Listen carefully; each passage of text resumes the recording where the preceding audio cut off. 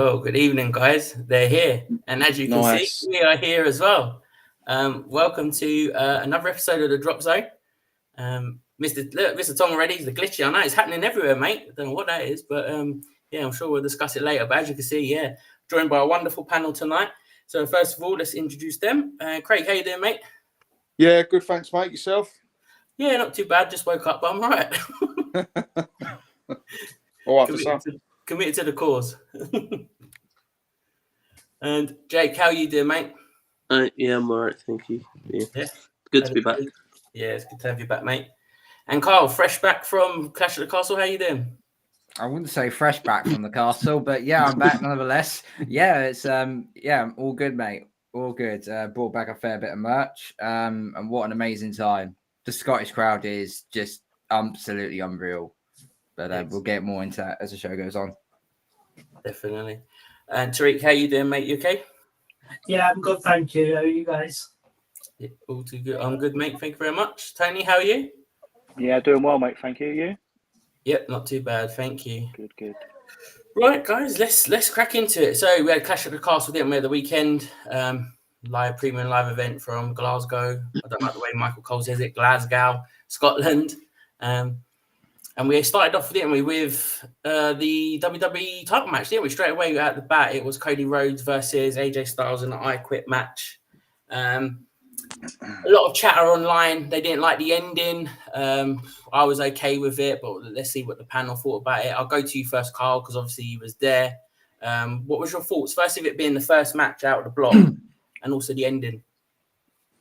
The first match out of the block, I think, was the correct decision. You get the crowd up straight away. Cody Rhodes coming out, and literally my ears were absolutely deafening when Cody Rhodes come out. The match itself was at a good pace for the time being. It started off as you would usually expect. Just the usual clothesline and trying to beat him off the turnbuckles and so on. Then they started to bring in the weapons. The tables started to come out. Obviously, Rhodes set up a very nice one on near the end, just before you get to the entrance ramp, which we'll get more into that later on.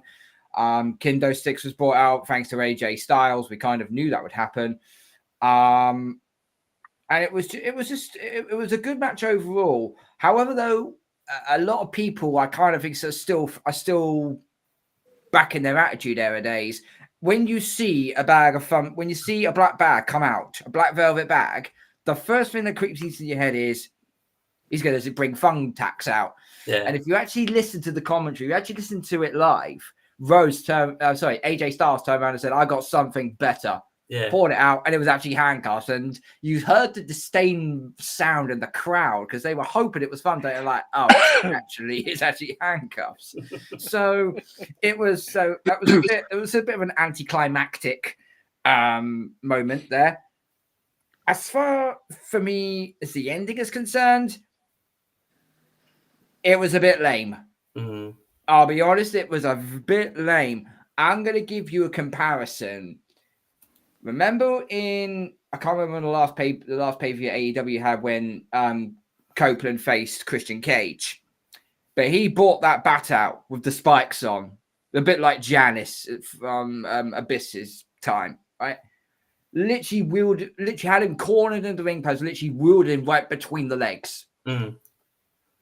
That's enough to make any man say, "I quit." And then when he actually threw the bat at his head, he then said, "I quit." That is the perfect way of ending an "I quit" match. What Rhodes and AJ Styles did was still, you don't take steel. I see wrestlers all the time take steel steps to the face. Mm. It just kind of felt like the ending got rushed. Yeah. If that makes any sense.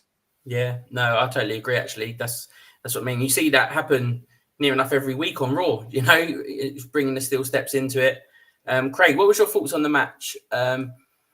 It wasn't a bad match, to be fair, but then obviously the ending probably let it down. Would you say that's probably let that down from being like a 9.5 rating? Yeah, I think up to that point it was probably quite an easy sort of 8.5, 9. Mm.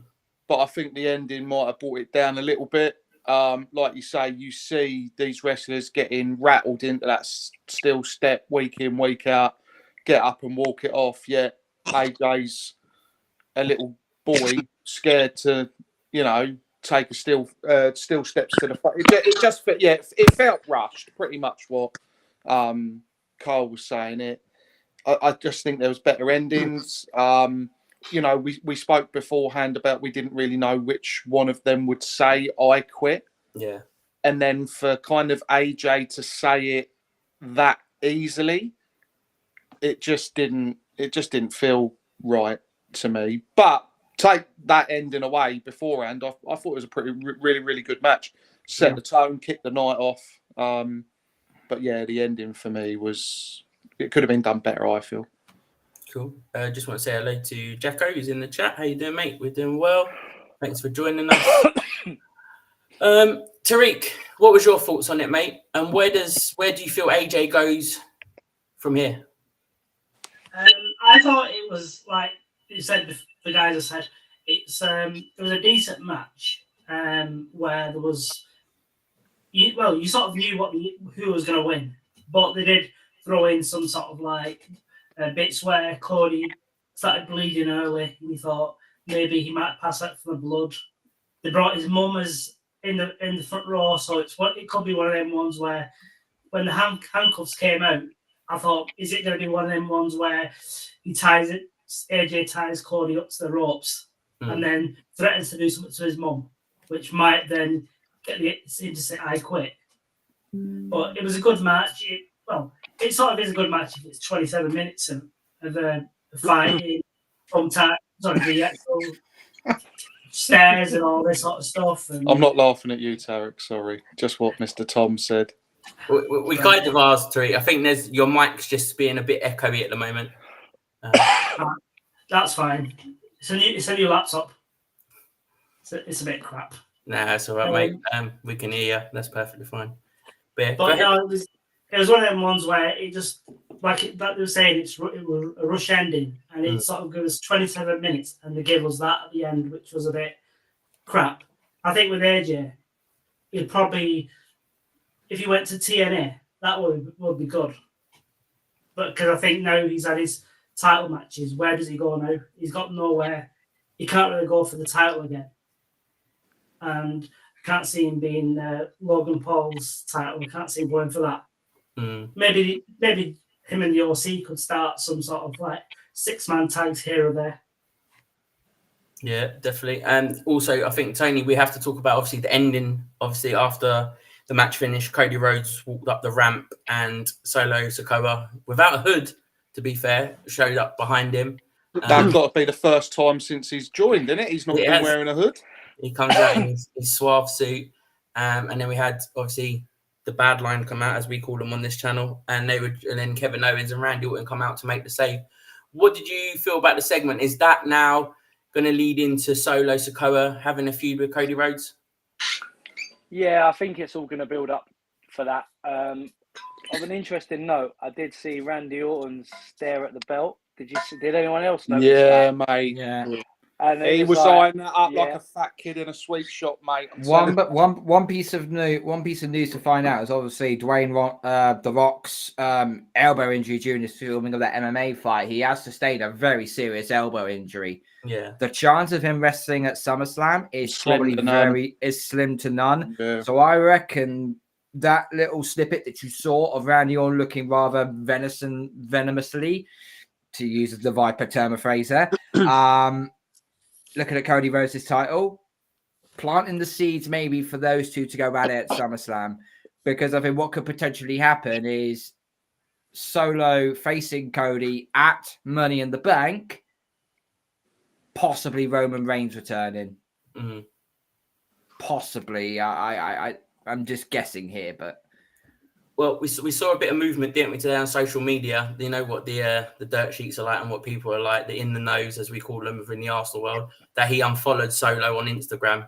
So make of that what you will. Yeah. Yeah, I saw that. So yeah, Tony, just go back to you. Was there anything else you wanted to add towards that match and that ending segment? No, the match was really good. I enjoyed it. I think it kind of watching Cody Rhodes sustain a beating like that for probably like 20 minutes of that match.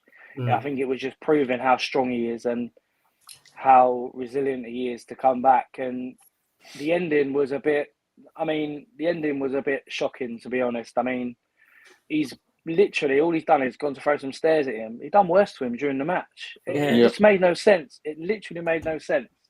I think Cody obviously will go on with Solo. We know that's going to happen. But with AJ, I think, because he's scheduled to fight, I think it is in Japan at the end of the month, is it? Yeah. Because he's doing something in Japan. And then I think I'm not obviously going to pronounce the guy's name because I'll get tongue tied. But that'll basically one of the veterans of New Japan Pro Wrestling. That's going to be 5-star regardless what anybody thinks. Yeah, that'd be a great match, to be fair. Jake, what was your thoughts on it? Well, I thought the match would have been it was a good match altogether, but I was thinking that it should have been a bit better, like with maybe involve the OC a bit with Carl and Luke. But yeah, the ending was just terrible. The way it finished should have been better. But I understand why they probably had to rush it because of obviously the next match. But we'll get on to that later. But yeah, I think it should have finished a different way. With the involvement with Mama Rhodes as well, which made it more better. Would have thought maybe Brandy would get involved, but I don't think she was in Scotland when it happened. But yeah, it should have finished differently. Randy loves popping up random places in his ring gear, doesn't he? He'd probably go shopping in his ring gear, to be fair. he's a bit like John Terry in his full kit. Yeah, yeah. Randy Orton is a full kit, just waiting for his moment. Yeah, full kit wanker. Just one thing I do want to say is the one move that stuck in my head from that match, and it weren't any botching. I think it was the brainbuster where he did that on the announce table. Yeah, that absolutely sick. Like as in, it looked like it hurt. Yeah, that's just it for me. Sorry about that. That's all right. And then we moved on to the next match. We had I'm going to take a bit of credit here. I'm the only one that called it. The Unholy Union picking up the women's tag team titles in Scotland. I'm going to start with you, Craig, first. There was a lot of stuff about the top rope at this week's Clash of the Castle. Jay Cargill coming under a bit of fire from Ronda Rousey, of all people. About botching moves and stuff like she has got any exactly. You got no room to get in the bin, love. Fuck off back to the UFC. What did you make of it? Because we know we saw AJ test the top rope in that first match, and the ref said something to him. Yeah. What did you make of it? I mean, I don't know why it wasn't looked at. Was it a timing thing? Was it it just they ignored it? I don't really know. I mean, the result was a crock of well, it wasn't a crock of shit. Like for the predictions, I dare you to say that to a Scottish person's face. I will. Genuine crock of shit. Bloke, I'll say it to a Scottish bloke. Crock of shit. For the predictions, it was a crock of shit because it proper messed me up. I think a lot of people were surprised. I think even you were surprised, Jonesy, because I think you only went with them to be different. You didn't genuinely think they were going to win it. I did. So, bugger you if that's done you a favour.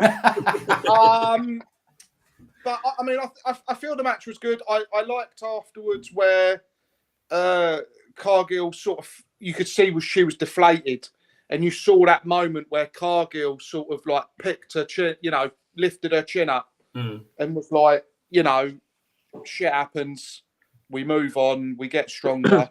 And, you see a lot of people talking about, she should go back to NXT. She don't belong on the main roster. But for me, we've mentioned about when we feel that Jade and Cargill might turn on each other.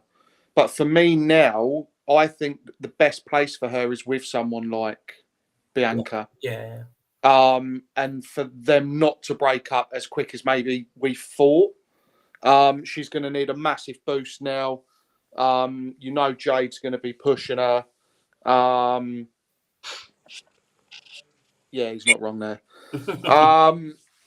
Yeah, I feel the match was okay. The result, the meaning behind it, what it meant to both of them, home crowds. Was it Elba, or I can never remember which one it was who lost their mum?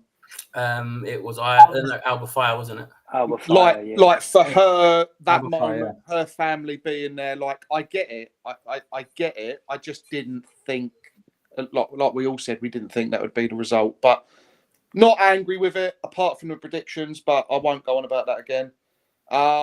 But yeah, I think it was a pretty good match. The pop when they won it, I mean, Carl, you were there. It must have been pretty loud in there. It was dangerously loud in there when the free count happened. And to be honest with you, we should have looked at this a bit more in depth, really, because it was in Scotland. There was going to be 4 matches with three of the matches having Scottish, wrestlers in there. Yeah. You kind of would have thought that at least one of those matches would have ended up with the home wrestler actually winning. Yeah. And we had our ideas on Drew McIntyre. I think we were all unanimously in favor that Piper Niven was not winning against Bayley. But this tag team is a triple threat. Anything could happen. But it was just the way how it all sort of ended. This is it's called picking your moments, and they picked their moments and they won the match. So how are they just going to be transitional tag team champions, or are they or are they going to now go on a nice long run now? We don't know yet. But if this was just a feel good factor, then kudos to them, because they got the win and they deserved it, and they actually fought really well. And I did say last week, Shayna Baszler gets pinned. Yeah, you did actually. You did say I said Shayna Baszler gets pinned. Their safe face, yeah. Unfortunately, there was no bonus points available that could have swung in your favour. Maybe at the next one. I can't see him dropping it. I think they've done it for the reasons and Scotland and her mum and whatever. I don't think they'll drop it on Raw or SmackDown, I think it will be maybe Money in the Bank, or if they go a little bit longer, maybe SummerSlam. Yeah. But I think it will be at a PLE. I don't think after doing all that, giving them that moment, they'll have them drop it on like Raw, SmackDown, NXT. I think it will be at another PLE.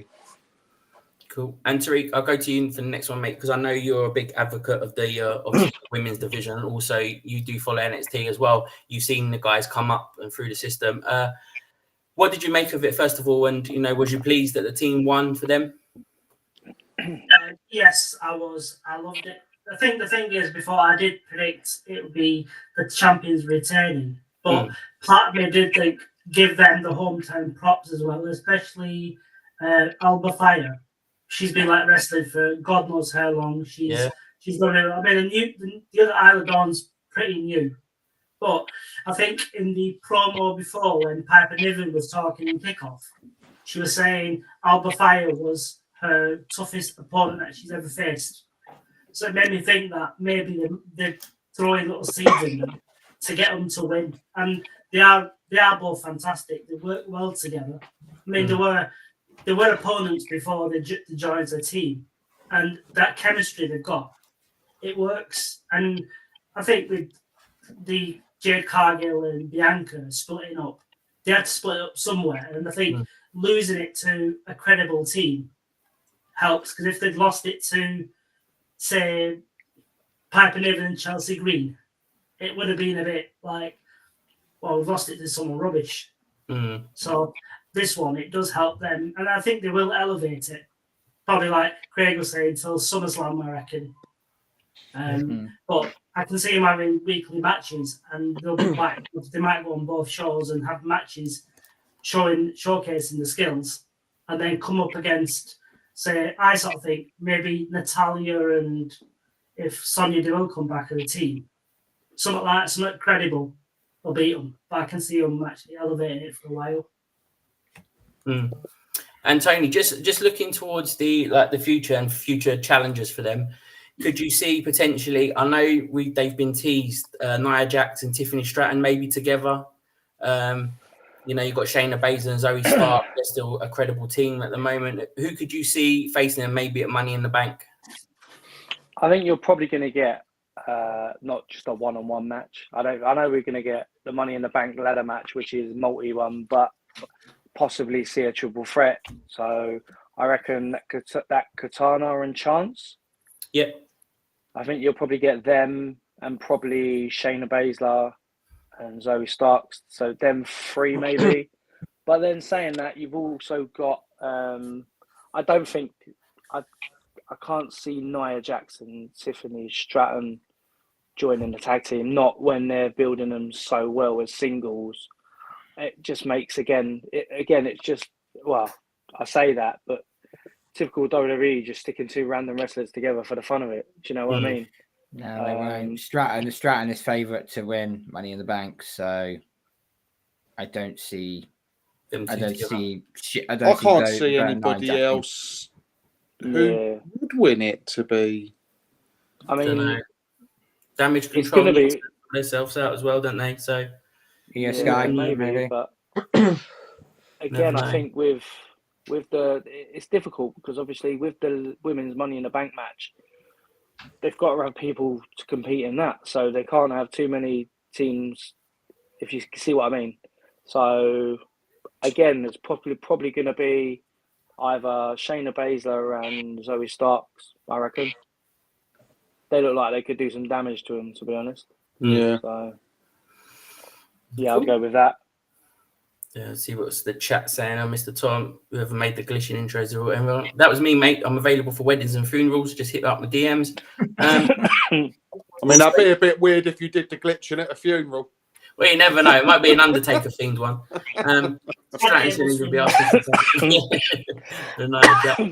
Jake, just lastly on that point, what was your thoughts on obviously the girls winning the tag team titles? And do you feel it's what's needed, a new fresh team maybe to take the titles into the next stage? I think they will be a good team with the belts. They might carry it for possibly a couple while, like maybe even after SummerSlam, possibly. Just because those two are like pretty good together. I think they're the most dominant tag team at the moment, I would say, besides Shade and Belair. But obviously Zoe Stark and Shayna Baszler, they've been doing trying to get to the top. And I think that with the Sonya Deville stuff, I think she might give them a bit more power, if that makes more of a boost. Yeah. Sort of a manager role. Yeah, like a manager role, and give them a bit of a boost.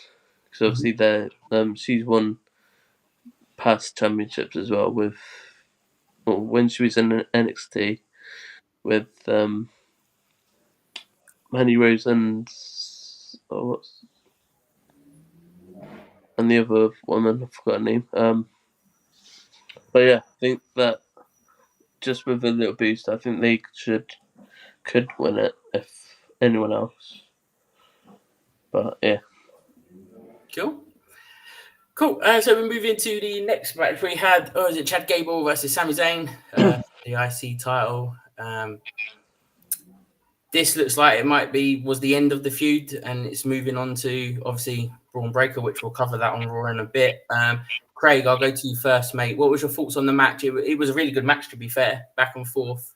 I know me and you picked Sami to win. On top. Did you ever feel he was going to lose at any point in the match? Was it looking more likely as the match went on that Zayn was going to retain? I don't know. There was a moment where I thought, I might be let down here. But it was a really good match, backwards and forwards. I did think Sami just kind of we're going to touch on it later, with what happened on Raw and stuff. I just felt that it would be Sami for that reason. Maybe if that other stuff wasn't going on, I may be more inclined to go with Chad. But yeah, no, it was a good match. I'm happy with how it ended. Sets up Sammy and Bron or Sheamus. Yeah. But we'll get to that. But yeah, no, I did enjoy it. I thought it was a really good match. I think there was quite a lot of chance of this is effing awesome and whatnot. So I think the fans in the ground appreciated it. Yeah, I enjoyed it. Yeah, it was a good match. And Carl, over to you, because obviously it was a raucous match with the crowd. There was that Sami Zayn, that chant that was going on. It was reaching over 100 decibels. My ears were ringing. That was the best match of the night for me. If I'm going to be very brutally honest with you, very, very end to end. Gable, just trying to keep Zayn from being not high fly, but being fast paced and so on. But the one thing that we've always known about was the fact that Otis and Maxine Dupree, they were always going to be involved in this in some angle. Yeah. And the fact that I generally had thought all this distraction, I'm like, here we go. This is where the distraction happens. Zayn does something absolutely egregious. Gable gets the easy pin, and that's it. He's the new Intercontinental Champion. But they didn't use that angle. They used the angle of playing on Otis's emotions again, conflicting him on what to do. Do I punch Sami Zayn? Do I punch Chad Gable? And in the end, he ended up doing absolutely neither and helped Maxine Dupree back to the locker room, because there was an incident that happened that when I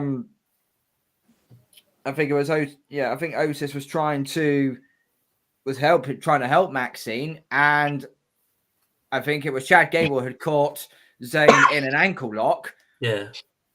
Zayn threw Gable over the top and actually clattered into the damaged leg of Maxine Dupree. And you could just see, I was watching the Titantron up the top. All I could see is the redness in Otis's eyes. He's like, I'm going to fucking kill you because of what you're doing to Maxine here. Yeah. Just left him out there to just take a haluva kick like he solely deserved. I generally thought, because the Money in the Bank is going to be in Montreal, I would have thought Sami Zayn would have lost the title there. Qualified for Money in the Bank, obviously he gets the pop of the home crowd. Maybe WWE are planning on doing something a little bit more different. Maybe. But that was the best fight of the night. That really was. It was great. Great entertainment. And Sami Zayn's entrance is God level. It is God level. Yeah. No, I agree.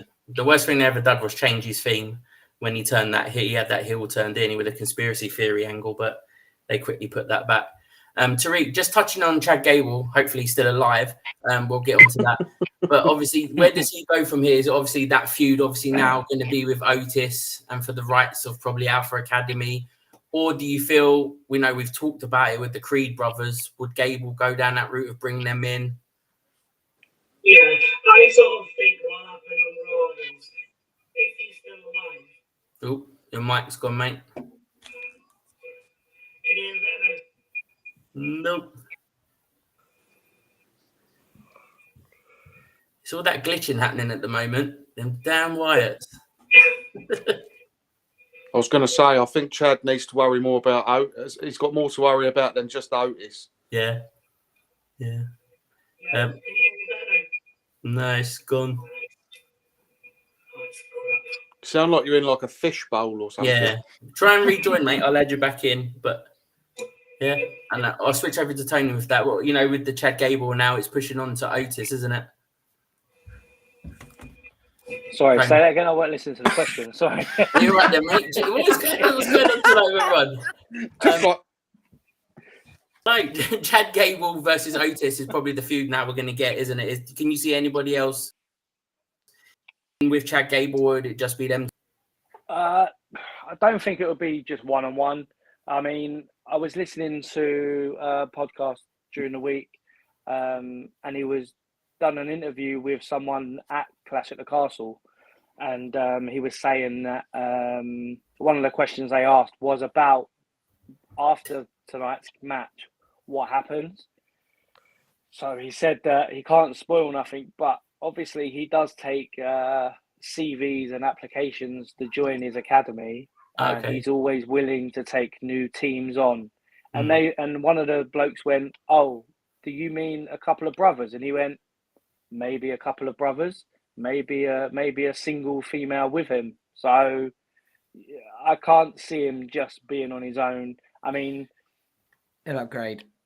yeah, I think he will, and I think that it will be a good upgrade. But then I think again, all of us will still kind of, oh my god, I feel so sorry for Otis. I feel so sorry for Tozawa and Maxine, and it's like, so yeah, it's good. Again, it's gonna pull at heartstrings again. I think because he's gonna prove he's just all right. Well, if he's still alive, but he's gonna prove he's just a big bully, and he's just, you know what I mean. So it'll be good. I'm sure it'll be good TV and good cinema to watch. So, yeah. I think we're going to get to it, but with what happened Monday night, I think even more so with Otis and Tozawa and that walking out on him, I think even more so he's going to want backup. He's not going to, I mean, after Monday night, yeah, is he still alive? But he's going to be shitting his pants left, right, and centre, isn't he? Like after, so he's not going to want to be alone. So if he's lost those, he's going to want to replace. He's going to want other people around him. So I think we still will get the Creed brothers and Ivy Nile. Yeah. But it could be then they maybe get involved with obviously what we're going to talk about on Raw. But I still think we get him and the Creed brothers. Yeah, definitely. Be interesting because Ivy Nile and Maxine Dupree they were friends, weren't they? She tried to help her and stuff like that. So it'd be quite cool. And Tariq, just go back over to you, mate. Was there anything you wanted to touch on with the match? Is the mic better now?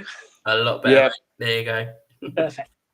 Yeah, I think they just said it. It's the same thing. He'll blame the Alpha for not being there for him getting killed. Mm. And then he'll say, if you were still with me, that wouldn't have happened. And then that's when the Creed and Ivy Nile will help him out and attack. I think the main part will be Ivy will attack Maxine first. And then it'll go from there. So I can see it being the new Alpha Academy straight away. Yeah, good shout. And Jake, lastly on the point, was you, going forwards now, obviously we will touch on it in a minute, but we might as well touch on a bit now. Sami Zayn, do you feel it could be a triple threat match with Sheamus and Braun Breaker, or will they have another match to determine a number one contender? Well, I think it might actually be a triple. I'll be happy with a triple threat, but obviously, we'll probably touch on it more, but later. But I think, Braun more deserves it, but because he hasn't really had that push. But I'm alright with a triple threat because it might be more of a banger as someone uses it as a banger match, but yeah, that's it. It weren't just Chad's gunshot wound with what Mr. Tom. It was when you saw Mercy the Buzzard and the geezer's head was against the wall and there was just a big splatter of blood. It was like a shotgun. I know we all can't wait to talk about that, but we'll get there. We'll get there soon enough. The next match that we had was Bayley versus Piper Niven. I'll go to you first, Tariq. Obviously, you're a big Bayley fan. What was your thoughts on the match? It was a really good match in terms of they gave Piper Niven a lot of offense, which is fair enough. I think because of Nia Jax is going to be the opponent for Bayley, so they're trying to get the big lady against Bayley and her trying to overcome the odds. So it was good in terms of she got battered for about out of the 15-minute match, 10 minutes it was all Piper Niven. So it was showing that she had a chance. Well, you thought she had a chance. You knew that Bayley was going to win, though, but she had that chance. And it showcased her skill as well, Piper Niven's, where she can have good matches. She's like, she's not the sort of wrestler you think. She's a plus size wrestler, so she's only got like 2-3 moves, like a bit like Great Khali type style. She's not that. She's a bit athletic. She's powerful, and she is a threat. So they gave her a bit of that, and I think I enjoyed like Bailey actually winning by that crucifix. Is it crucifix drive or whatever it's called? Winning that, it showed that Bailey got out of it really lucky, and not beating her clean, like in terms of knocking her out 1, 2, 3. And afterwards, where Bailey sort of gave that nod of respect, it sort of means that they might be building Piper Niven up for maybe tag team title sort of reign, you know, with her in Chelsea. She can be a force in that sort of, like, going back to the 90s, like Yokozuna and Owen Hart were sort of the strong one, and then you got the conniving one. They could work that and use her but it was a good hometown showing for it.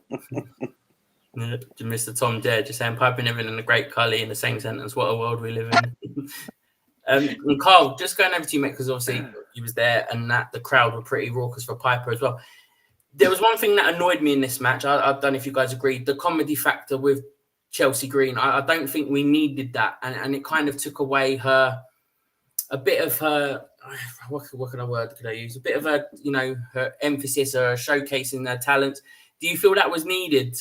I know she is with her and that, but I just felt it dampened it a bit. She's a Karen. Yeah. Chelsea Green is nothing more than a Karen. Okay. She's a very nice Karen, very good looking Karen, but that's besides the point. With regarding of look, we knew Chelsea Green was going to have some sort of input in this match, and I kind of knew for a fact, okay, fair enough, she's going to get sent to the mat by the referee to, you know, cause a distraction of some kind. And then she tried to come in a second time wearing a luchador mask, a lucha libre mask. I'm like, what the flipping hell are you doing, love? You've just been sent. And the referee, you know, we knew it was Chelsea Green all along, but you know, it was, well, supposedly. Yeah, it was just silly. It was just silly how they managed to do this, because this is supposed to be Piper Niven's moment. This is her match to actually win it, you know, and they just put a distraction in the way, and not a very good distraction to help Piper Niven. It actually hindered her more than anything. So, you know, I'm very surprised that, you know, if we might see on SmackDown Piper Niven. I could see those two still staying together as a tag team, but I could also see Piper Niven knocking the snot out of us on Friday Night SmackDown and saying, "You cost me my." Making the ultimate excuse of, you cost me of the WWE Women's Championship. Possibly. That's literally was my next question to Tony. Do you feel obviously Piper Niven now will switch and obviously turn on Chelsea Green, say she cost her the match and that tag team disband, or if they got feet to go after the title, how do you think they will go with it? I mean, the problem is, if they disband them, what are they going to do with Chelsea Green? That's the issue. With Piper Niven, she can stay with Chelsea Green, she can still be good. She can go on her own and she can still be good. But I think as Chelsea needs Piper more than Piper needs Chelsea. But if they do end up splitting up, and I can see Piper Niven, she put on such a good show of herself. It's not so much wrestling fans of WWE might not have seen her in the past, but she's done some amazing things. I think last week, Carl read them out last week, what she accomplished. And some of it was like, wow, it's like, put some respect on this woman's name. Although she wouldn't have got a title shot if it was anywhere else in the world apart from Scotland. She wouldn't have done it. And then again, she had an interview and she literally said that she went up to Triple H and she had this massive long note on her phone to read to him of reasons why. And he's looked at her and went, "You want a massive clash, didn't you?" And she went, "Yeah." And he went, "It's yours." So it's like, he said, "You've worked it, you deserve it. This is what I'm giving to you, just to give something back to you." And for him to say that, she's not just anybody wrestler. She's really, really good. So I think I would like to see her have a title run. I would like to see her have a title run. Again, there's a lot of wrestlers that could potentially hold a title, women division, and this is why I think they need a secondary title. Yeah. They need a secondary title because people like her, people like, again, Shayna Baszler, on her own, she could win a singles belt. You've got people like Natalia. I know people might laugh, but she's still a good wrestler. You've got other wrestlers like Alexa Bliss when she comes back. I mean, so yeah, had to you've get got it in loads there, of didn't they? wrestlers. Don't worry, I've got Even more about to come Monday. later. Don't worry. But yeah, so I think with Piper Niven, I think, yeah, if they disband them, then she'll go on and do great things. Once she's maybe Chelsea Green might get attacked next week by the returning Wyatt, so we might not have to speak about her no more. Yeah, could do. Craig, what was your thoughts on it and the match altogether? Yeah, I thought it was a good match. I'm in agreement with you. The comedic side of things, I don't think really needed to be there, did it? I enjoyed it. We all went with who we thought was going to win it, and that was the outcome. I don't really think there's more I can add. It was a good match. Piper looked good. But yeah, I agree with you with what you said. I don't think it needed it. Cool. And then finally, we're going to jump onto it because I'm just wary of time because we've got so slow to talk about the main event of the evening. Where do we start? Obviously, the crowd were pretty raucous for Drew, which obviously is his hometown. He had the marching band out. Then we had we've seen it before, haven't we? The referee gets injured. Another one comes down. It did take me a while, to be fair, to actually clock. It was the trainers that done it for me. I was like, who the hell's that? What referee's wearing them? I still don't get the people who didn't realise it was Punk even after seeing the trainers. Like, what referees do you know wear them trainers? Hello. Jake, what was your thoughts on... I'll go to you first. What was your thoughts on the match and eventually seeing Punk costing Drew another chance at the title? Yeah, the match was pretty good. Like with that everyone thought that Damien Priest broke his ankle or injured his ankle at least because of the I don't know if it's because of the rope situation what happened. But the thing that I liked after is that Drew checked on him, seeing if he was alright. Yeah. That he actually helped him untangle him. But yeah, the match itself was pretty good. The ending was perfect. With the Punk and because well, I don't get why people said that they were confused who it was. He's the only. Is there any other refs that have got slick back hair and those type of Nikes? But I did get confused at first at who it was, but then I saw the hair and the shoes. So I was like, "Yeah, that's definitely Punk." Yeah. And then obviously the two Tiny did as well. Iconic picture. But yeah, he was. I don't know if you've not seen the aftermath of it, but Drew was pretty pissed off. Yeah. Saying the F bombs and things to Michael Cole to Wade Barrett. Yeah. And then he actually calmed him down.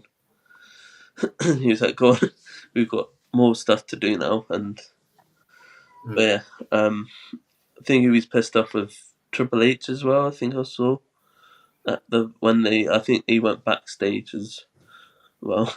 But yeah,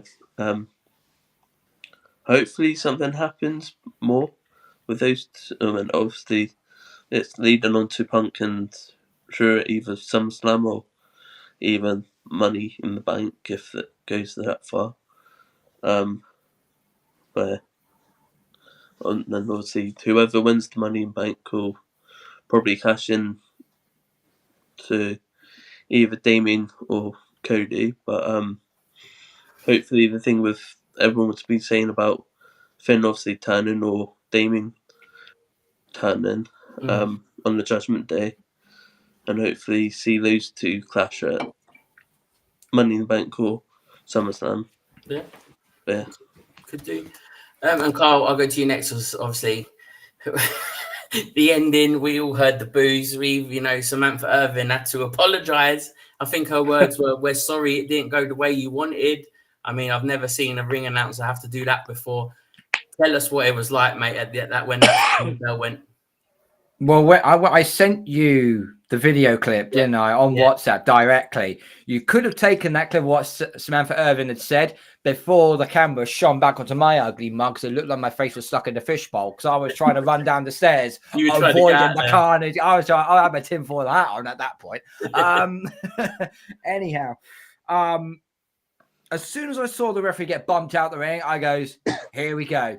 Yeah. Here we fucking go." And there was a Scottish guy who was like, he was 2 rows down, and he heard me because I was the only English person in that little part of the area of the. And he looked at me and he goes, "What the F do you mean?" I goes, "Watch and see." Yeah. He said, "Is that now CM Punk ain't coming out?" I goes, "Watch and see." 20 seconds later, a ref comes out, and the minute I saw someone come out there, I thought that, and I shouted, "That's Punk." Someone told me to shut the fuck up. And someone legitimately told me to shut the fuck up. I goes, "Mate, look." And as soon as he's like, "Oh, right, yeah, fine." But the boos going around afterwards, absolutely ridiculous. But all I'll say is this, okay? When I actually got back on Sunday, and I had a chilled out evening, I was scrolling through X. So many fans were whinging and moaning and complaining about how Drew McIntyre didn't win the title. He got absolutely screwed. He got absolutely conned, this, that, and the other. And I'm thinking to myself, 2 things. First of all, you're in your feelings. I knew McIntyre was either winning that match or Punk was going to cost him. Yeah. And I probably said it was the latter, right? And second one of all, and I hope everyone will jump on the same page with me at this, not all rivalries need to have a world title in its possession to make it great. This is why I went with Priest. I will give you one prime example. He's retired now, but I'll give you one prime example. The Undertaker. Yeah. He was a 3-time World Heavyweight Champion. He was a 4-time WWE Champion. But if you watch any of his rivalries, most of them had nothing to do with a world title because the storyline was so much more than just competing for one of these. I'll give you one prime example. Kane, when he first arrived onto the scene, that didn't need a world title one because the storyline was there to be told, and it carried on for 5 to 6 months or so, culminating in freaking Kane getting set on fire. But Kane was just immortal. If you stuck a bullet through the middle of Kane's head, all he would do, he whistled when he ran for a clothesline. So that's the example I will put in. This match is more than just a world title. This is a rivalry. This is hatred. This is bitterness. Yeah. This has got all the makings of a great rivalry, and it will end in such a brutal fashion. And that's why I put in my vlog, which I will get released soon in the next week or so.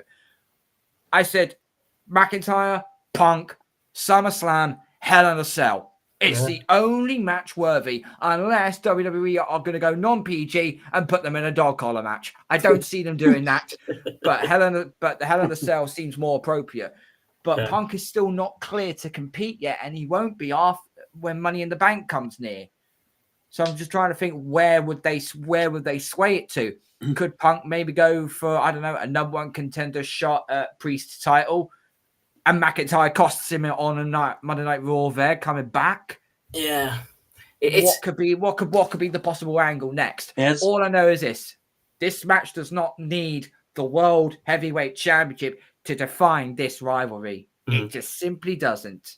It has been rumoured, and I think confirmed, that I think Punk's being on the next SmackDown. Yeah, So he's on hopefully SmackDown. So hopefully give us a green light if he can be cleared. Yeah. In my eyes, it would be perfect if Punk was clear to fight in the Money in the Bank. He's climbing up the ladder to get the briefcase. We don't see Drew now until that night, and he comes back and costs him. That would be perfect, but obviously we might not get that. You never know. You do, to be fair. But Craig, going over to you, I know that Carl's saying about that the titles, you don't need that. You know, we were screaming for when The Rock and Roman were supposed to be fighting, that didn't need a title. Those sort of rivalries don't need a title.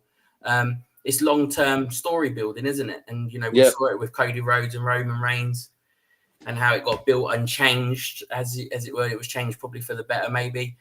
But what do you feel now with Drew McIntyre? We'll touch on it now because I'm just wary of time, you know, because on Raw, he also said he quit the WWE. He's, you know, screw this company, I'm out. And then we saw the backstage segments. What's your thoughts? Is he going to stay quiet now, maybe? Or is he going to maybe something appear on the net, maybe even possibly SmackDown? What's your thoughts on it? Yeah, I agree. I think this is why me and you went with Priest over Drew. I think if there wasn't that rivalry, that ongoing storytelling with Punk, then I think that's Drew all day long. Yeah. But their match at SummerSlam is going to be...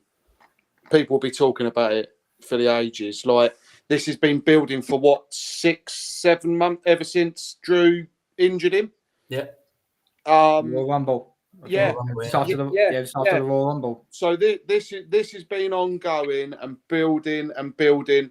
And what's been brilliant is they've both needed each other. Like, CM Punk has brought more out with Drew and the way he's been. We've talked about how some of his promos have just been proper class.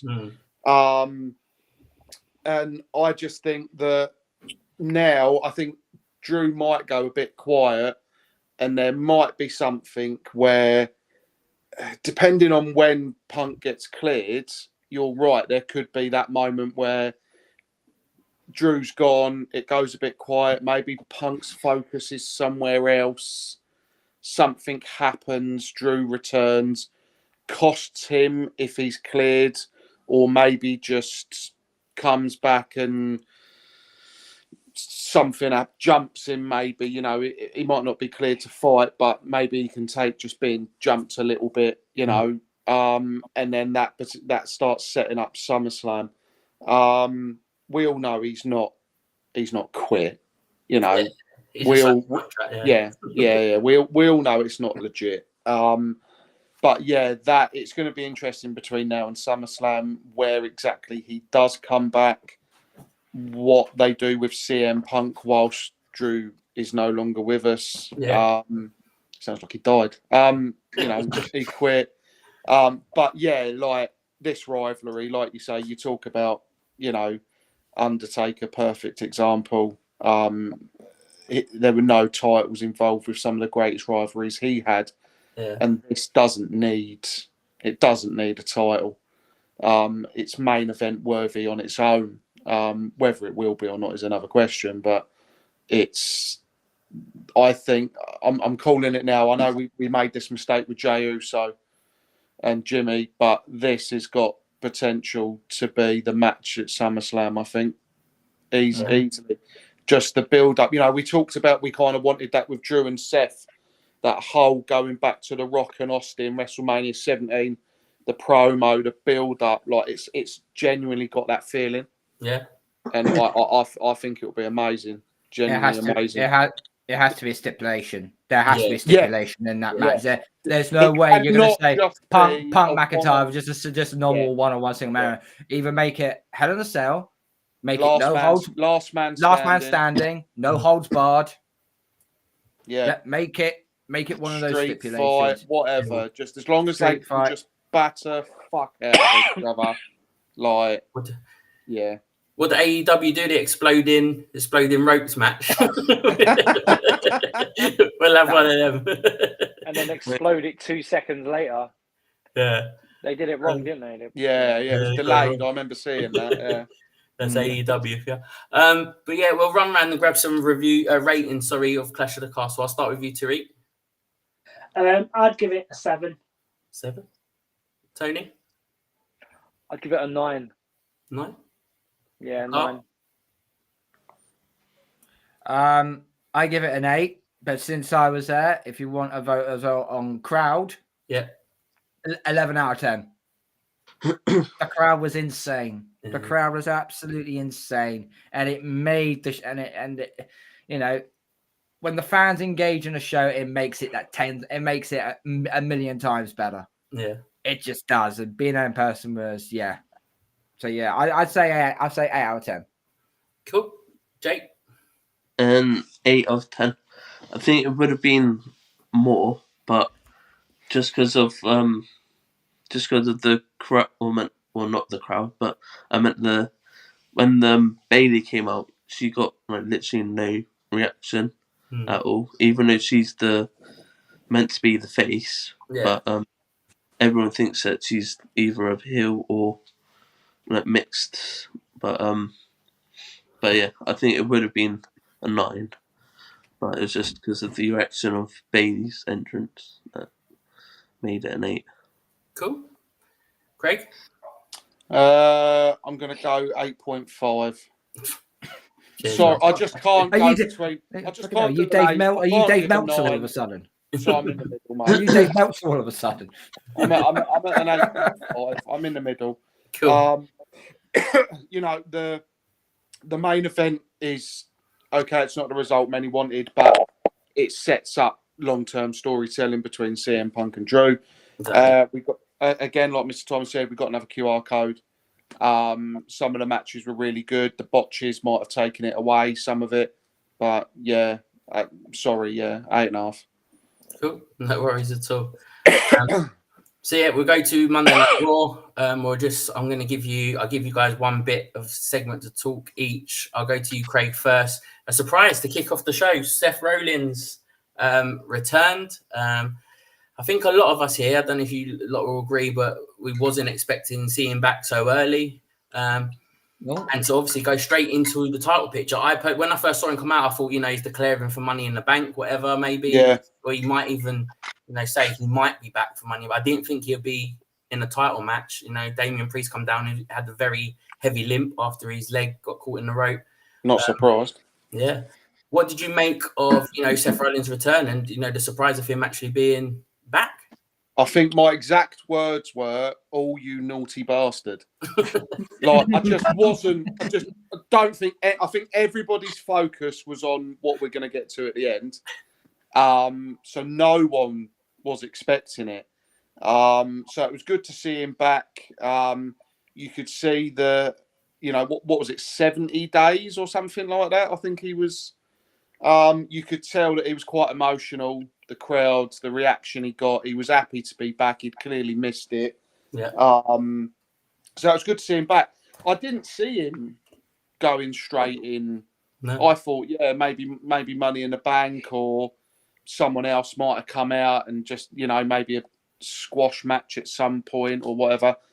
But no, it's good to see him in there. It makes it harder for us for a potential prediction, because do you get Priest and Gunther, or do you get Rollins and Gunther? Yeah. Which is both have got the potential. If I was more to sway, I'd say Seth and Gunther's got more of a, nicer ring, better potential. I mean, Priest is good, don't get me wrong, but Seth is Seth, isn't he? So it makes it interesting. Definitely makes it interesting. But yeah, glad to see him back. It set the tone perfectly for the rest of the night. Yeah. And then Carl, we also saw Otis. He finally snapped in onto Gable. He ripped the shirt off and now building to the feud. Do you see them feuding at Money in Bank, or do you see them? Oh, well, he's not can't be in the main event now, can he? But yeah, do you see obviously that match happening, or is it maybe build more storyline of it and get it to SummerSlam sort of match? I think it's more of a build of a different storyline to it. It's very hard what to say, because we kind of have an idea that the Alpha Academy is going to be changed up a little bit by three other individuals. The problem is though, is with the ex-Alpha Academy, where does Tozawa go? Where does Maxine Dupree go? Otis is really the only one that's got the spotlight on him currently right now. Yeah. So I don't know. I can see them having a bit of a rivalry. And maybe, say, for example, Otis is, he's trying to qualify for Money in the Bank again. And maybe Chad Gable costs him. Mm-hmm. And maybe that could that could start a feud leading up towards SummerSlam, possibly. But yeah, it's a bit of an awkward position to be in. Chad basically lost everything that he's got. And further on down the night, it gets worse for him. I won't say what, but yeah, I just feel like this is an awkward one. Otis needs propping up more. I think he's a good wrestler. He's a very good wrestler. I can't remember who his tag team partner was when he was with Heavy Machinery, but maybe he needs another. Maybe he needs another big tag partner to actually go back after the tag titles again, possibly. Yeah, good shout. To be fair, I do feel he suffers on the mic. You know, he's not a very good. You couldn't give him a microphone and him drop a solid 10 promo, could you? It'd just be all body shakes and oh yeahs and all that stuff. So I think he needs a bit of mic work to make that. That's probably what you say when you're in the shower. But anyway, I say it various times at the night as well. But and shake. Without the shake, there is no ooh yeahs. Tariq, I'll go to you next, mate, with the next what happened on Raw. Dominic's vest was a key talking point during the night. Okay, I found this on the web for go to. Yeah, sorry, that's Siri. He's here in the shape. So yeah, Tariq, let me get composure back. The vest. We'll start with the vest. The Liv Morgan. She knows what she's doing, don't she? Yeah, it's expanding the story, and it's doing it in a really fun way that's actually tempting Dominic, and also it's getting the Judgment Day thinking, what hell's going on? Like she coming out to Zelina Vega's match to distract that part of it. Then the part where Dom's trying to take the vest off, and Damien comes to see her, so it's causing frictions. But it's one of them cheeky minx sort of people. Like she's not just going after Dom; she's trying to break up the whole Judgment Day. Yeah. By causing crap everywhere, which is brilliant. It's a better her sort of evolution on this revenge tour or whatnot has been better than when she used to be that happy-go-lucky sort of like come in, do a couple of fancy moves and that was it, and smile. She's got a mean streak to her, so it's really good, and I can see a break in the Judgment Day. Yeah, no, she's doing that. There's definitely more. We've talked about it before with this long-term storytelling. We went back to that time where Finn and Liv were talking about bringing down the Judgment Day, and I think there's more to Finn saying the reason that he gave Priest for taking the key card. I don't think it was to protect Dom. I genuinely think there's more to that. Yeah, good shout, to be fair.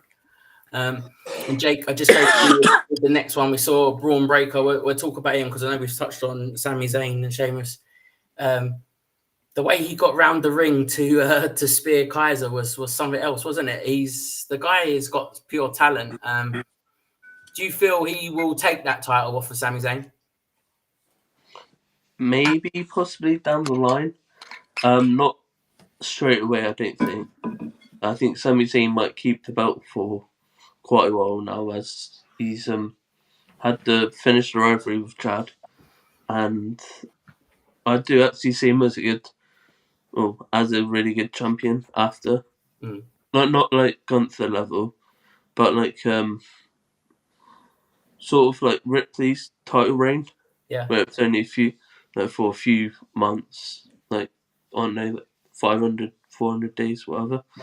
But yeah, I think Braun's got a chance, and either Sheamus if it's a triple threat. But I think Sami might keep it for a while. Cool. And then we had, let's just see what Mr. Tom's saying here. Braun Breaker spearing Kaiser, only being at best of all. It's just how good WWE has been this week. Yeah, that's true. To be fair, there was something else that was a lot better. But before we touch on that, I'll go to you, Tony, with the main event. We had Jey Uso qualify for the Money in the Bank. Yeet! We still don't know who. Who actually did that? That was quite a good yeet. That was me, actually. Just before you carry on, mate. Yeah. There was 2 chants that was happening on a constant ruddy basis, whether it was in Glasgow City Centre, whether it was outside the OVO, or it was in the concourse of the OVO. Yeah. Jey Uso's chant. Yeah. And obviously someone's shouting out, whose game is this? And someone's going, LA Knight. Yeah. So, yeah, those are the 2 most over superstars right now on WWE's roster by a country mile. So, I was just thought of that there. Carry on. Sponsored by Prime as well. Prime, yeah. But Tony, it's got to be Jey Uso to win it, hasn't it? A Money in the Bank. And no matter who they put in that match, can you see anybody else? No, I think it makes sense for him because I think he's done such good work this year. Apart from the mishap at WrestleMania, which, I think him and his brother both said it wasn't them. It was more. I think it was more to do with who produced the match. I think that he's gonna win Money in the Bank. He will cash it in. I think it will be on the heavyweight champion, not the Universal champion. I can't see that happening. But I could only see one winner. I don't even know who's in the bloody match yet. But you could only see one winner. Yeah, you could only see one winner. But typical WWE, they might throw an actual swerve ball and someone else would win it. But I think on form at the moment, he is probably the number 1 pick. Yeah. 100%. I'm right. We better get into it. We teased it all night, haven't we? It finally happened after months and months of QR codes. The Wyatt 6, but actually 5 at the moment, appeared on Raw. I mean, I'll go to each one of you because it's worthy of going to each one of you. I'll start with you, Craig. It was just pure cinema, wasn't it? Mate, it was beautiful. I'm not even ashamed to admit it. I got teary. As soon as that old music hit, I was gone. I was like, be strong. Because, as soon as they did the noise, where everything shut down. The lights shutting down, Yeah. I was like, it's just a simple, simple low piano key. I was like, whatever happens, be strong. And then as soon as you heard, dun, dun, I was like, for fuck's sake. Yeah. It was brilliant. The door opened. I half expected it just to be Uncle Howdy. Yeah. And that would be it. So what we got after that was just even more. They said a massacre was coming, and bloody hell, they massacred everyone, didn't they? Do you know what I mean? Like, it just looked so good. The costumes looked good, the Easter eggs, the throwbacks. Obviously, the rabbit rowing, holding, the bludgeon hammer. Yeah, I think he had a skull. Yeah, the mask on the back for Harper. You had Uncle Howdy with the Bray glove on. I also think he had one of the gloves on that just said "hurt." Yeah, he's not coming to heal no one, mate. Right. It's all hurt. An interesting thing I saw was, if you kind of look at the people that potentially are rumoured, apart from Chad, because that's not potential, they all are people that have kind of turned on their families. Yeah. So there's obviously Chad with what's going on with the Alpha. The build-up for Chad, it was clear because there were so many clues. In the journal, one of the things was you stopped saying thank you. Yeah. Which is what he stopped doing, that thing where he goes, thank you, There was his initials in one of the journal notes. That, just little thing. I think I said a while ago, I think he might have gone after Chad. I'll have to watch it back. If I didn't, I apologise. But I think I might have. Mysterio, Dominic was rumoured to be one of the people. Braun Strowman, I don't know if that was Strowman. People are saying the tattoo. The tattoo didn't look like it. But I don't think it was Strowman. If it was, people are saying there's obviously because he turned on Bray originally, but I mean that was so long ago. It's not recent. So I'm not too sold on the Braun one. But the family link, maybe, depending on who else was there. But I'm looking forward to SmackDown. Surely they don't just show up on Raw. Yeah, That's what I was gonna. I was just about to say that to Carl. That was my next question. Do you Sorry. see them? That's all right. No, that's fine. It leads it in perfectly. Carl, do you see them obviously showing up on SmackDown? And obviously, I need your initial thoughts on the whole segment at the end. It was just, I mean, to go into Gorilla and see the sparks flying. It was like watching a horror film, wasn't it? But the props to the cameraman. Yeah. No more of these 50 bloody panning shots anymore. It's just a straight up cameraman, and he's following everything it's going. Yeah. And just way it did look like something out of one of those VR headsets where you're in like one of those horror, one of those horror games. It did generally look like that. As soon as I heard that noise go, I was like, "Here we go. This is it. This is all what we've been waiting for." And it was simplistic, well executed, and very gory as well. Yeah. I wasn't expecting that. They said it was a massacre. Because how bad are WWE really going to do this? Yeah. And they actually exceeded my expectation for what they actually chosen. Someone said, I don't know, and someone could correct me on this, but apparently Gunther was also involved in there as That's well. another one because he turned on Vinci. Vinci, yeah. Again, the family, link. He was there at the beginning. As soon as he goes out the back, apparently Gunther's there on the side. Yeah, I saw a few images. It does look like him, to be fair. Carmelo Hayes was the one with him. Yeah, Carmelo Hayes as well. Yeah, Carmelo Hayes was. Then loads of other people were sharing it, saying that apparently he's a performer that just happens to look like Carmelo. So I don't know about that. It may just be an extra, maybe. Was that the one backstage? Yeah. Yeah. The one that was with the flickering where Triple H normally is. Yeah. I don't know who that was. That did not look like Carmelo Hayes. Carmelo Hayes was with Gunther. As it come through the door, just before first thing it saw, yeah. With I must have not seen that. Yeah. I have to watch that back. See that. Rambling Rabbit was what I was trying to remember. Rambling Rabbit, yeah. But no, overall, it was very, very well executed. And now we need to see what happens next. Who does he go after? Does he go on SmackDown? Does he stay on Monday Night Raw? If you've put this up so much, we've waited so much for us. You're not just going to just leave the Wyatt 6 on Monday Night Raw. Are you? Surely not. Nah, surely not. You'll put him on SmackDown as well. But then who are you going to target on SmackDown? Yeah, be true. Well, probably everyone. Is there anyone on there at the moment? If they are going along this family thing, is there anybody on SmackDown that has Rey Mysterio? No. Yeah, but was it more Dom? Well, I take it he did disown his son in a way, didn't he? The only people I can think of is like family is the bloodline. You know, that's the only thing.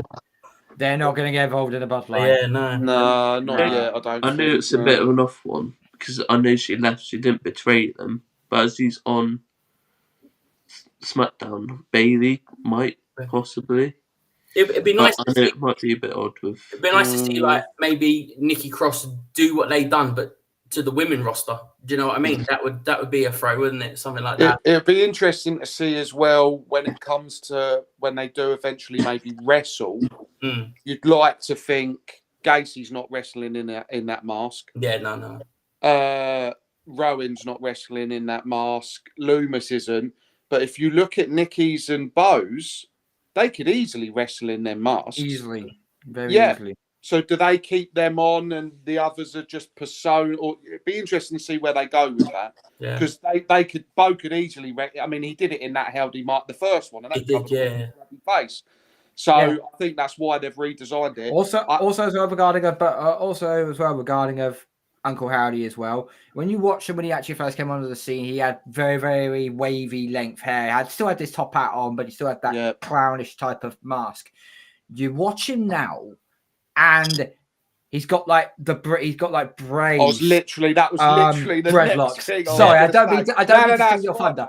I don't mean to steal your thunder, but he had like braids dreadlocks on, and the mask has been cut off from the nose up, and you can just see there's a bit. I don't know if it was the jacket or if he's been working out. It was bigger. He's been working out. If you've been watching any of his documentation, over the last 6 months or so. He has been working out. I He bet has been, and he's jacked. Because Bray was a big bloke Big guy, as well, weren't he? So he had Bray that was swagger, big. didn't he, when he was walking? He had that like kind of swagger. Yeah, Bray was. He wasn't muscularly built, but he was. Do you know, Bray reminded me a bit of like a Kevin Owens built in that sort of way. Yeah. Tony, what was your thoughts on it, mate? Yeah, again, same as everyone said, really. It was really good. Just can't wait to see what they're going to do next. I don't think it would just be a Raw only deal. It's got to be. They said a massacre's coming, and it was, but they've got to carry it on. So it'd be interesting to see if they do something similar during SmackDown, or so then it kind of halts the show at a certain point, and they've got to kind of go, right, well, we have to do this, or just something out of the ordinary, just to throw us something. Yeah, I think it was really good. I enjoyed it. I did actually, if I'm being honest, because I weren't too well at the beginning of the week, I watched Raw. I got to the end and I see Jey Uso. I turned it off and just turned it off. I've gone on X and I've gone. Who did that? So I've got the remote, turned it back on. I went, holy shit! I'm not telling anybody about that. What I just did, even though I'm telling you guys now. And I was like, no. And I went, why did I do that? But yeah, it was worth switching back on. And Sheree, what was your thoughts, mate? Was it perfectly done for you? I know there was so much build up. Did it give you the what you wanted, the payoff? Yeah, it did. I sort of was a bit skeptical at the start, thinking maybe they might not show up, but I sort of fell asleep early on after watching the first couple of matches, and then woke up to George's message saying we're here. Yeah. On the thing, and I thought, shit, I've missed it. So watched it, and I thought it was so brilliantly done. It's like what they're saying. I thought Howdy will come by himself through the door, but then when Nikki Cross came and she did that crawling on all fours with the mask as well, and it was just, I love horror movies, and it was like it was perfectly executed like that, and the masks and the whole way they were done, they looked really good. And to see it being, I mean, I know everyone knew who the wrestlers would be, but to see, I mean, I'm fans of Dexter Lumis and Joe Gacy from their NXT days and so on. So I love that sort of where they were really good. And to see them back, and now in a group, I mean, they've had groups before, like a bit, like Joe Gacy had that group with Ava and so on, and a bit culty, but now he's not the leader. It sort of can elevate these as well, and I can see them, like the rest of the guys are saying, taking over SmackDown as well. And the good thing is, they look like the Fiend used to be. When the Fiend was like, you never knew when he'd turn up. It just was the lights would turn off at random notice, and I can see them doing that for a few weeks. But it's just how they sort of like. I know we've waited a long time. It was really good, but what happens going forward? Because once the lights go on, they're having matches. Will people get bored of them? And I can't. I think I'm like me and Tony. We're waiting for the sixth member to turn up. Yeah. When she does. When she does return, it'll be interesting if she is one of them. Jake, what was your thoughts on the whole segment? And that was you happy with how it all went down? Yeah, it went perfectly. Yeah. Basically, what I was saying about, I know everyone is expecting, some people are expecting Alexa Bliss to be in it, but if you think about it, because I think it says White 6, like SICK, and then the sixth member, if you think about it, would be Bray Wyatt. Bray Wyatt's 6, so Bray Wyatt and the other lot. But yeah, it was just perfect. At the end, in the targets they were thinking about, obviously Chad Gable, hopefully still alive.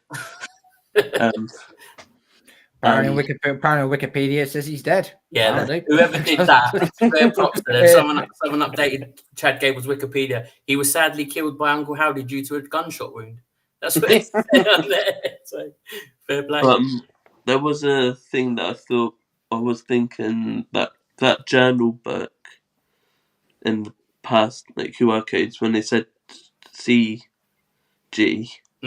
at first people thought Chad Gable, but as people saw with the rabbit with Gunther, that it could have been Chad and Gunther at the first initials. Maybe, yeah.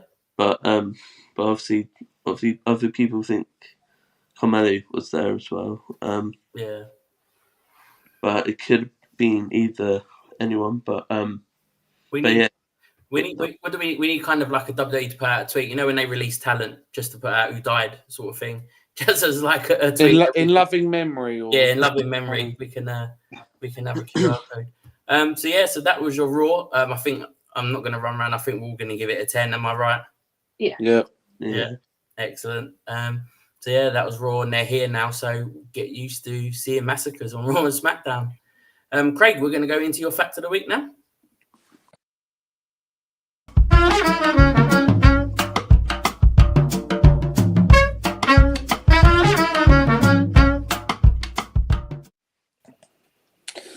Right, WrestleMania one for today. Over the course of WrestleMania's history, there's been 34 main event matches, defined here as the final match on the card only, or the last match on each night since it became a 2-night affair, with WWE Singles World Championships on the line. Would anyone fancy taking a guess at how many of those the titles have changed hands? You sent me earlier, so I can't say. No, you're not guessing. 16.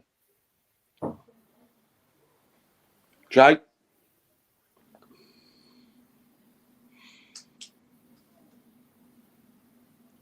You know, mate. I'd like to go to bed tonight. I thought his internet was froze. Yeah. You'll dial up. Quick, say a number.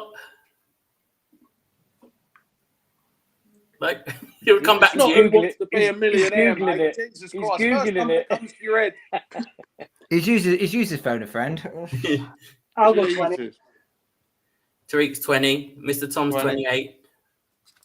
18. There we go. 18. Tony? Tony? I said 16. Oh, sorry, mate. Didn't hear you. Yeah. That's it. Cole?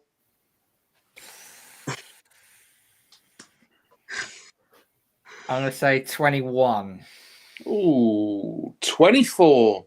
Ooh, I was not far. 24 times the title has changed hands. That's crazy. To be honest, that's quite crazy, to be fair. Yeah. Just under 70%. Wow. Excellent. Cheers for that, Craig. No worries. And Tony, we'll move into your news.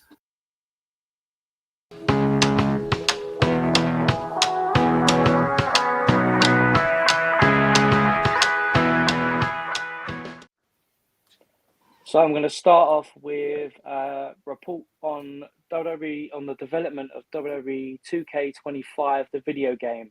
So apparently, in the new game next year, we're going to end up with a new groundbreaking addition to the game, and it's going to be The Rock as the final boss. It's going to be a game mode, apparently, all around him and the epic storyline led to WrestleMania with him, Roman, Seth, Cody, and basically players can be expected to fight as them, eliminate whoever, and ultimately beat The Rock. So that should be quite an interesting addition to the game. Also, during the week, you may have seen that WWE, there was pitches to WWE about bringing back old style pay-per-views. Bad Blood, Saw this, was one of the pay-per-views that they were speaking about. So hopefully they could bring it back, because I think it's October is normally roughly at the time they do it. And obviously famously, it had the first ever Hell in a Cell match with Shawn Michaels and Undertaker at Bad Blood. So, And you know, and And go on. and the debut of Kane. King, yeah. oh, When he yeah, ripped, when yeah. that when he ripped the The Yeah. door. He hinges, yeah. literally ripped the door off. I'm like, Literally ripped have the- I forgot something from my news that you will know that I don't? I'm like, I was 6 years old. I was 6 years old. God damn it! When that happened. That was a huge pop that night. Jesus. okay, cool. Thanks for that. Yeah.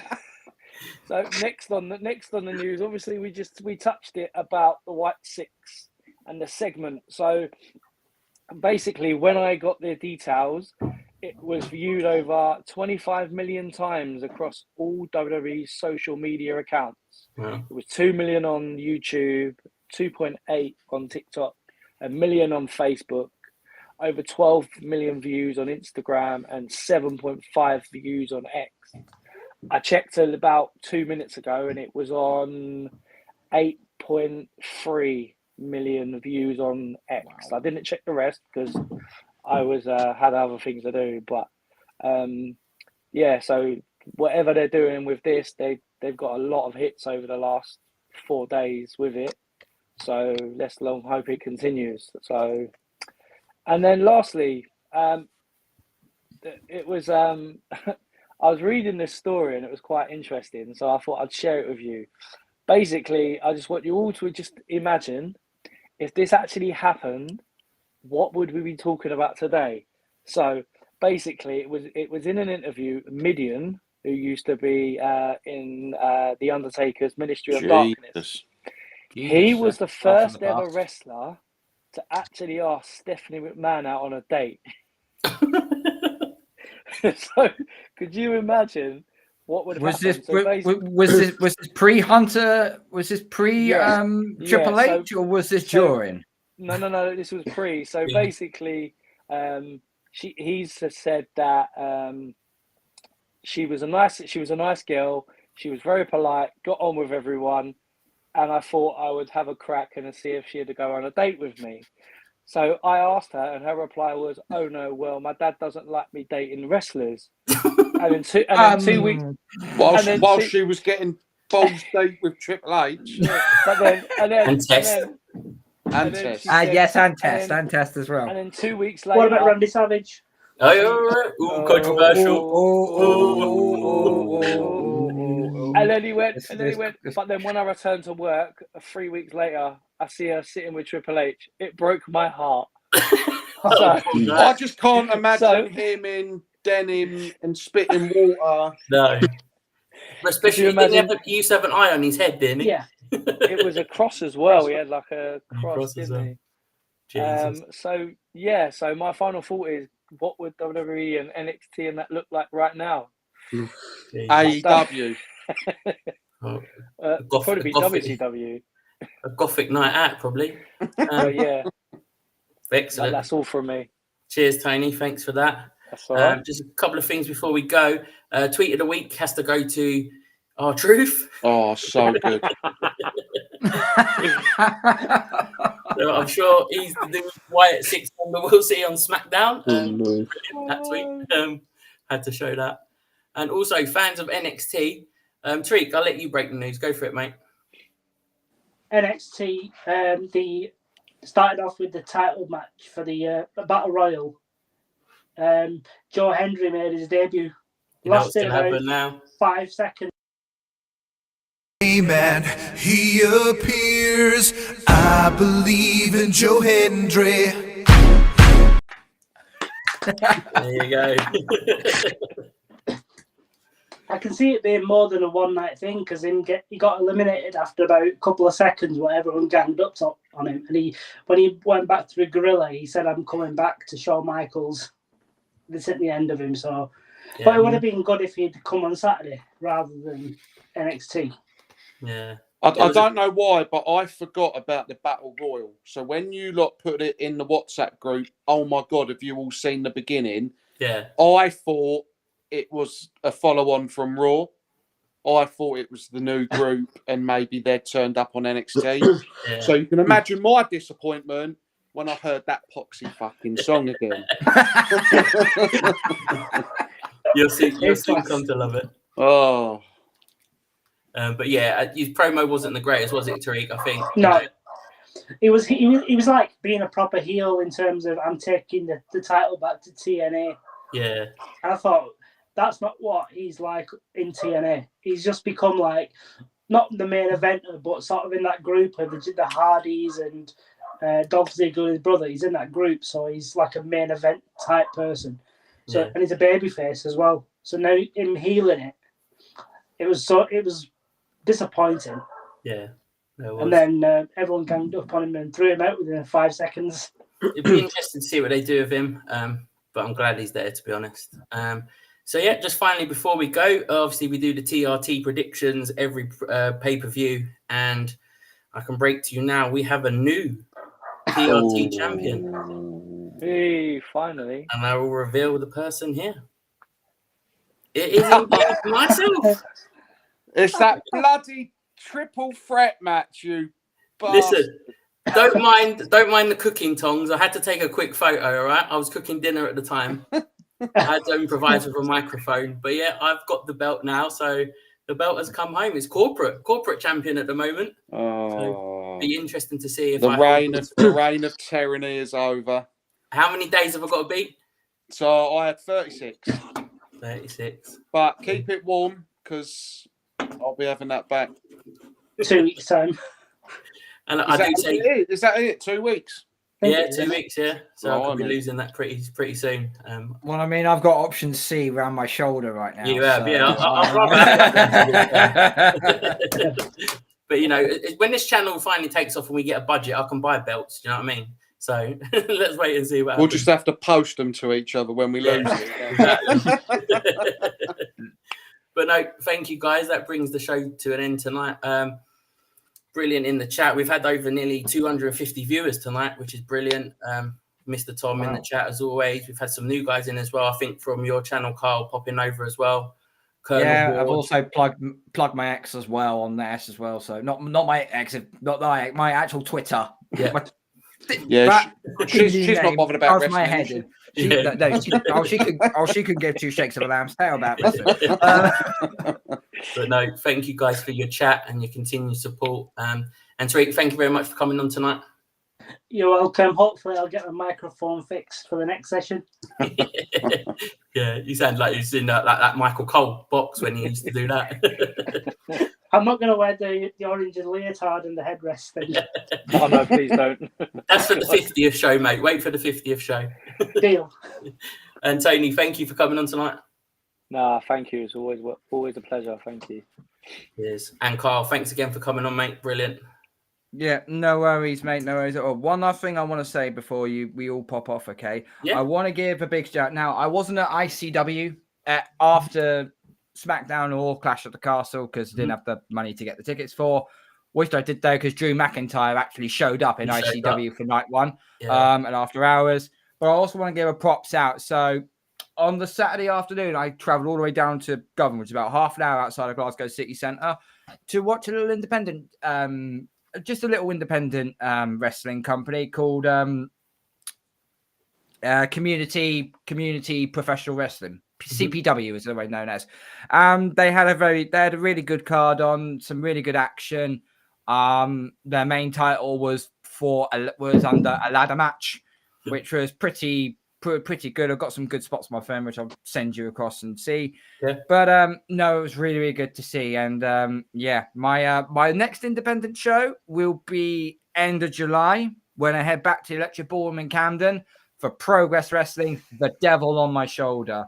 Kid Lycos goes up one-on-one defending his Progress World Heavyweight title against the winner of Super Strong Style 16 from the last pay-per-view, which was a bit like a tournament themed, by the name of Luke Jacobs.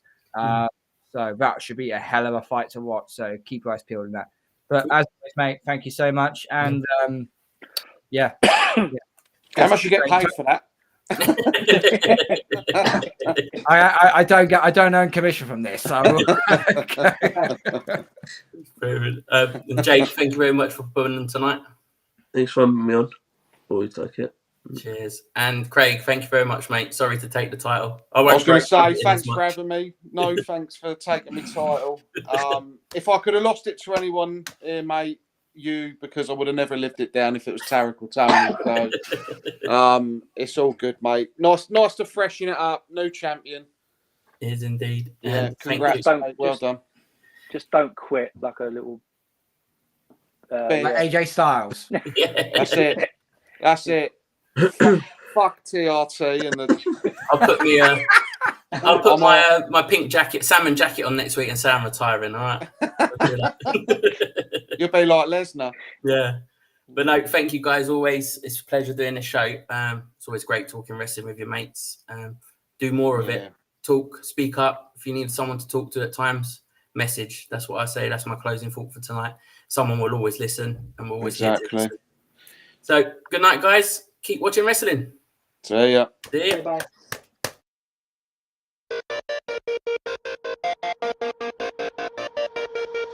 Bye.